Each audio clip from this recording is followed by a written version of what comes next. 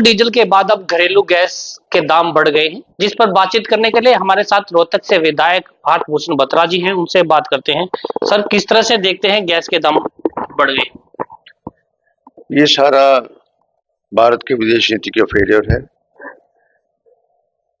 वार का असर जरूर है, पर जिस तरह से पिछले दिनों जब पेट्रोल और डीजल के दाम इंटरनेशनल मार्केट में कम थे और यहाँ पर एक्साइज लगा के और वैट लगा के लगाया जा रहा था, और आज 100 रुपये के तकरीबन डीजल और पेट्रोल का रेट है, और जो 12 साल में खाका दे सरकार के उन दिनों में इंश्योरेंस अपना ऑयल कंपनी ने कितना प्रॉफिट कमाया है, और ये एक डोमेस्टिक एक नागरिक के ऊपर बहुत बड़ा बोझ है 29 रुपए का आना, और ये आने वाली महंगाई का संदेश दे रहा है। लेकिन सरकार के जो नेता हैं सर, वो ये कह रहे हैं कि विश्व संकट है और देशों के अलावा जो है हमारे यहाँ पर बहुत कम है। किसी देश का एग्जाम्पल दे दे। यूएस में कल ट्रम्प बोल रहे थे कि मैं तो सोच रहा था कि इस लड़ाई में पेट्रोल और डीजल का रेट 200 डॉलर बैरल के से भी ज़्यादा जाएगा। शुक्र है कि 96 पे रह गया है। वो तो इस बात के लिए संतोष कर रहे हैं, और ये कह रहे हैं कि उसकी वजह से रेट बढ़ गए। इतना सरकार को एंटिसिपेट करना चाहिए था ना।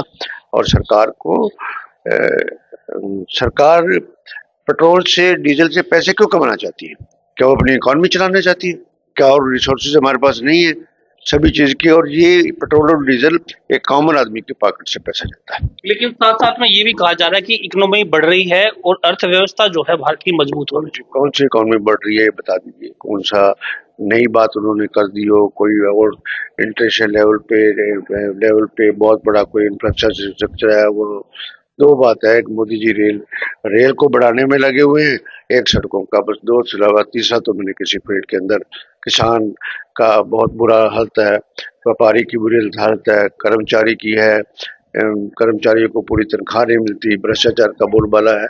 ये फेलियर सरकार है। लेकिन सर, पेट्रोल डीजल और गैस के दाम जब बढ़ते हैं तो ट्रांसपोर्ट का किराया बढ़ेगा। ट्रांसपोर्ट का किराया बढ़ेगा तो जो है हर चीज महंगी होगी। आपको लगता है कि आने वाले दिनों में और भी ज्यादा? ये बात तो निश्चित रूप से आप जानते ही, आप मेरे से पूछ रहे हैं।